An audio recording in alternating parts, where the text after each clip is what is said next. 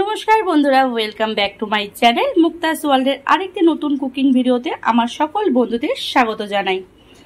কেমন আছো বন্ধুরা? আশা করছি ভালো আছো। আমিও বেশ ভালো আছি। তো বন্ধুরা আজকে কিন্তু আমি একদম অন্যরকম ইন্টারেস্টিং একটা রেসিপি নিয়ে চলে এসেছি, যা দেখতে কিন্তু খুব সুন্দর, খেতে তার থেকেও বেশি সুন্দর। তো বাচ্চা থেকে বড় সবাই এই রেসিপিটা খুব পছন্দ করবে। এই চলো তাহলে বলা যাক কি রেসিপি। এটা দেখতেই পাচ্ছ তোমরা, এখানে একটা ফুলের মতো কিছু আমি নিয়ে চলে এসেছি। হ্যাঁ, এটা হচ্ছে ঝাল কদম বা চিকেন রাইস মোমো বা চিকেন রাইস ডাম্পলিংসও বলে। এটা সম্পূর্ণ তৈরি চিকেন আর রাইস দিয়ে। তো কিভাবে রেডি করছি, কি কি প্রসেস, কি কি লাগবে সবটা শেয়ার করেছি আমার ব্লগের মাধ্যমে আমার বন্ধুদের সাথে। পুরো ব্লগটা আমার সাথে কন্টিনিউ করো, তাহলে বুঝতে পারবে এত সুন্দর একটা রেসিপি আমি কিভাবে তৈরি করলাম, যা দেখতে যেমন অপূর্ব, খেতেও কিন্তু দারুণ। তো চলো কথা না বাড়িয়ে রেসিপিটায় যাওয়া যাক। একদম বানানোর জন্য প্রথমে আমি বেশ কিছুটা বাসমতি রাইস এখানে 1 ঘন্টা মতো জলে ভিজিয়ে রেখেছি। এটা হচ্ছে লাগবে, এটা প্রধান উপকরণ বলতে পারো। কদম ফুলের শেপটা দেওয়ার জন্য এই বাসমতি রাইসটাই কিন্তু ব্যবহার করতে হবে। আর এখানে নিয়ে নিয়েছি 300 গ্রাম মতো বোনলেস চিকেন। একদম চিকেনটাকে ধুয়ে পরিষ্কার করে নিয়েছি। আর এখানে আছে একটা পেঁয়াজ, আমি এরকম মোটা মোটা করে কেটে নিয়েছি। বেশ কিছুটা লঙ্কা নিয়েছি, যেহেতু এটা ঝাল কদম রেসিপি বলেছি, ঝালটা তোমাদের স্বাদ মতো, তাই আমি ঝাল বেশি খাই দেখে এখানে লঙ্কার পরিমাণটাও বেশি আছে। নিয়েছি বেশ কিছুটা রসুন, একদম শুকনো খোলা একটু ভেজে নিয়েছি। এখানে কয়েক টুকরো গাজর নিয়েছি এখানে কয়েক টুকরো আদা, আর একটা পাতিলেবু আমি এরকম হাফ করে কেটে নিয়েছি। আর লাগবে হচ্ছে গোলমরিচের গুঁড়ো, ব্যাস। তো চলো এই রেসিপিটা বানানোর জন্য প্রথমে আমি একটা মিক্সিং বোল নিয়ে নেব, আর তাতে একে একে এই চিকেনগুলো দিয়ে দেব এই টুকরো করে রাখা সবজিগুলো, পেঁয়াজ, আদা, গাজর, রসুন, কাঁচা লঙ্কা। এখানে আর কোনো জল ইউজ করব না, একদম একটা ড্রাই চিকেন পেস্ট, কিন্তু মিহি চিকেন পেস্ট কিন্তু আমাদের তৈরি করে নিতে হবে। তো মিক্সিতে চলো মিহি পেস্টটা তৈরি করে নেওয়া যাক। তো দেখো এখানে চিকেনের পেস্টটাকে আমি রেডি করে নিয়েছি। দেখো একদম মিহি একটা পেস্ট হবে, ঠিক এরকম, একদম স্মুথ সুন্দর। দেখো সমস্ত ইনগ্রিডিয়েন্টস কিন্তু এর সাথে মিশে গেছে। তোমরা চাইলে এর মধ্যে ধনেপাতা ইউজ করতে পারো। আমার এখানে ধনেপাতা নেই, তাই আমি ধনেপাতাটা স্কিপ করে গেছি। এবার আমি এটা একটা পাত্রে ঢেলে দেব পেস্টটাকে।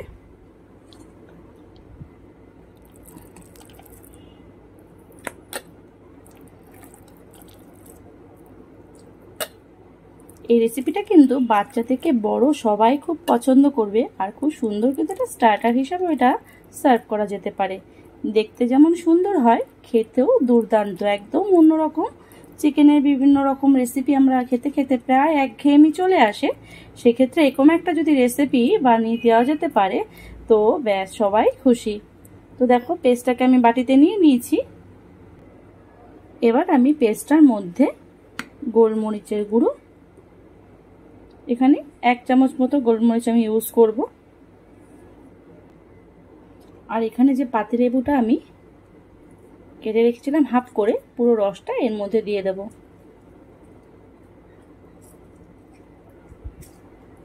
এই লেমন ফ্লেভারটা এই রেসিপিটার জন্য কিন্তু খুব ভাইটাল। লেবুটা না থাকলে 1 চামচ ভিনেগারও ইউজ করা যেতে পারে এর মধ্যে। দেখো আমি পুরো একটা গোটা পাতিলেবু কিন্তু এর মধ্যে রসটা চিপে নিলাম। এবার হাতের সাহায্যে ভালো করে মিশিয়ে নেব। পেস্টের থিকনেসটা কিন্তু ঠিক এরকমই রাখতে হবে, একদম জল করলে কিন্তু হবে না। আর সবজিগুলো চাইলে তোমরা কুচিয়ে দিতে পারো, সেক্ষেত্রে একটু গ্রেট করে নিলে খুব ভালো হয়, কারণ এটা তো পুরোটা স্টিমে হবে। তাই বেশি কুচি করে দিলে সেগুলো কি হবে, মুখে পড়বে, হয়তো কাঁচা থেকে যাবে, ভালো লাগবে না। গ্রেট করে দিলে মিশে যাবে চিকেনের সাথে, আর খেতেও খুব ভালো লাগবে। সবচেয়ে বেস্ট অপশন হচ্ছে মিক্সিতে এরকমভাবে পেস্ট করে নেওয়া, তাতে ফ্লেভারটাও পাওয়া যাবে আর খেতেও কোনো অসুবিধা হবে না। চিকেনের পেস্টটা কিন্তু পুরো মাখা হয়ে গেছে। এবার লাস্টে আমি পরিমাণ মতো নুন ইউজ করব। নুনটা আমি আগে দিইনি, তাহলে হয়তো চিকেন থেকে জল বেরিয়ে যেতে পারে, তাই একদম শেষে নুনটাকে মেখে দিলাম। দেখো এখানে চিকেনের পেস্টটা আমার পুরো রেডি। এবার আমি পরবর্তী স্টেপে যাব। আমি মোমো মেকারে করব না, এটা নর্মাল ঝাঁঝরিতে করব। এরকম ফুটোযুক্ত থালা বা ছিদ্রযুক্ত থালা আমাদের প্রত্যেকের বাড়িতেই থাকে। কিছুটা জল গরম বসিয়ে আমি এটাকে বসিয়ে দিলাম। এটাতেই আমি কদম ফুলগুলোকে স্টিম করব। তো এটা রেডি হতে থাক। এখানে যে বাসমতি রাইসটা আমি ভিজিয়ে নিয়েছিলাম, এবার জল ঝরিয়ে চালটাকে থালার মধ্যে নিয়ে নেব। খুব ভালো করে জলটাকে ঝরিয়ে নিতে হবে।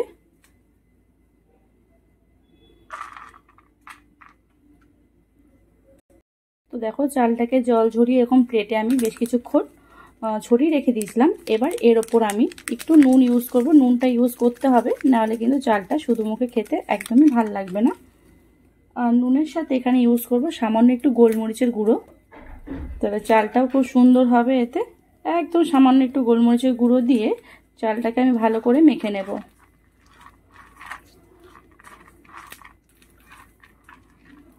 ব্যাস আমার চালটাও পুরো রেডি হয়ে গেল। তো দেখো এখানে মোটামুটি সব প্রিপারেশন রেডি হয়ে গেছে। এবার ফাইনাল শেপটা আমি দেব। তার আগে এর মধ্যে একটু রিফাইন অয়েল অ্যাড করে নেব। চাইলে এখানে বাটার মেল্ট করেও দেওয়া যেতে পারে। আমি এখানে রিফাইন অয়েল ইউজ করলাম। এবার ভালো করে মিক্সারটার সাথে তেলটাকে মিশিয়ে নেব।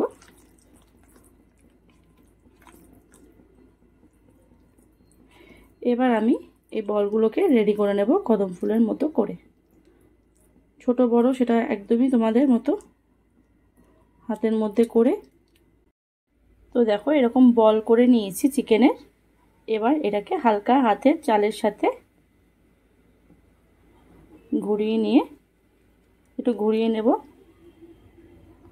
ঠিক এইভাবে চিকেন বলগুলোকে আমি রেডি করে নেব। দেখো খুব সুন্দর ভাবে কিন্তু আটকে হচ্ছে, কোনো ঝামেলা নেই। একদম একটুখানি ছোট বড় তোমাদের ব্যাপার, আমি আমার মতো করে করছি। কদম ফুলগুলো একটু বড় বড়ই হয়, তাই এভাবে জাস্ট হালকা হাতে ঘুরিয়ে নেব।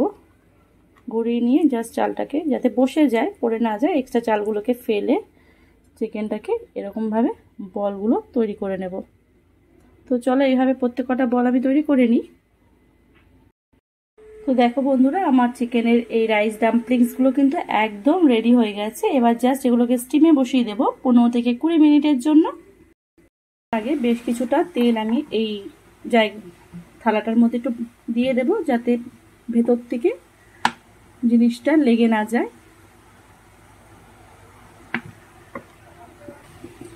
আমার ব্রাশ নেই, তাই আমি স্পুনের সাহায্যে কাজটা করে নিচ্ছি। পুরো থালায় সুন্দর করে তেলটাকে আমি লাগিয়ে দেব, যাতে নিচ থেকে চিকেন ডাম্পলিংসগুলো লেগে না যায়, তো সুন্দরভাবে উঠে আসে। দেখো লাগানো হয়ে গেছে। এবার আমি গ্যাসের ফ্লেমটাকে একটু লো করে বেশ কিছুটা গ্যাপ রেখে রেখে এই বলগুলো কিন্তু বসিয়ে দেব। একটু গ্যাপ রাখবো কেন, জিনিসটা ফুলে উঠবে। আর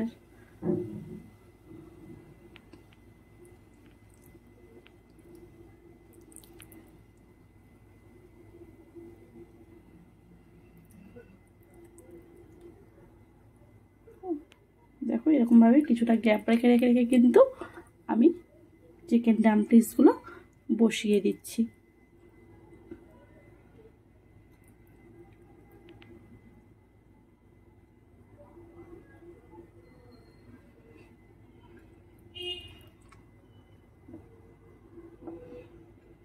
এবার আমি এটাকে ঢাকা দিয়ে দেবো 15 থেকে 20 মিনিটের জন্য।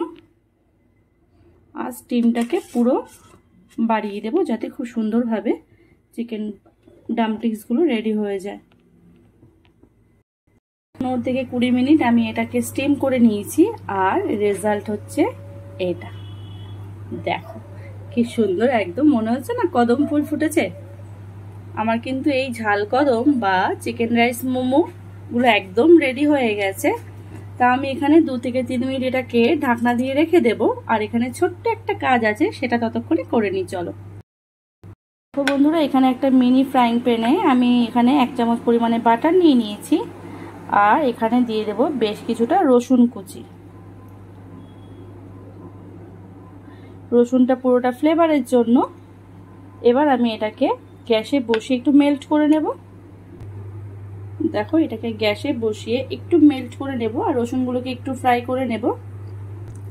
আর এতে দিয়ে দেব বেশ কিছুটা হলুদ। এবার স্পুনের সাহায্যে ভালো করে রসুন আর বাটার হলুদ এটাকে মিশিয়ে নেব। একটু রসুনটা ফ্রাই হয়ে গেলেই আমি কিন্তু নামিয়ে নেব। কালারটা দেখো তো কি সুন্দর এসেছে। তো দেখো, আমার কিন্তু রসুনটা পুরো ফ্রাই হয়ে গেছে আর কালারটা খুব সুন্দর এসেছে। আমি গ্যাসটাকে অফ করে দেব। তো এবার দেখো, কদম ফুল একটু হয় না মাঝখানটা একটু হলুদ ভাব, সেটা দেওয়ার জন্য উপর দিয়ে কিন্তু একটুখানি এটা দিয়ে দেব। আর রসুনের ফ্লেভারটাও কিন্তু এর সাথে খুব ভালো যাবে।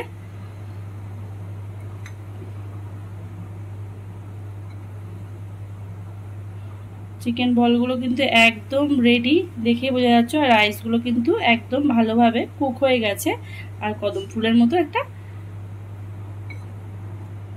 শেপ দিয়েছে। দেখতেও বেশ ভালো লাগছে। আর এরকম দেখতে সুন্দর জিনিস তো খেতে তো ভালো হবেই। তো দেখো, এখানে আমি ঝাল কদমগুলোকে সার্ভ করব হচ্ছে, এখানে সেজওয়ান সস আছে আর মেয়োনিজ আছে।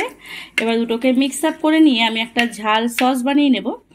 তোমরা চাইলে এটা ধনেপাতা দিয়েও একটা স্পাইসি সস বানিয়ে নিতে পারো, কিন্তু এই সসটা দিয়ে কিন্তু এই ঝাল কদমগুলো খেতে দারুণ লাগে। তো আমি দেখো এটাকে মিক্স করে নিচ্ছি। আমার সসটা কিন্তু পুরো রেডি হয়ে গেছে, একদম রেডিমেড সস। চট জলদি এই সসের কিন্তু কোনো তুলনা নেই। এবার আমি একটা প্লেটিং করব, তার জন্য প্লেট নিয়ে নিয়েছি। আর সুন্দর করে দেখানোর জন্য দেখো আমি এখানে সসগুলো দিয়ে দেব।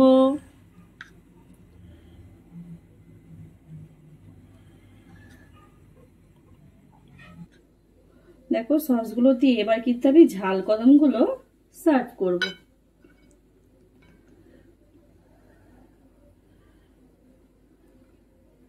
জিনিস সার্ভ করার উপর কিছুটা বেশ ডিপেন্ড করে যে কতটা কিভাবে সার্ভ করছো।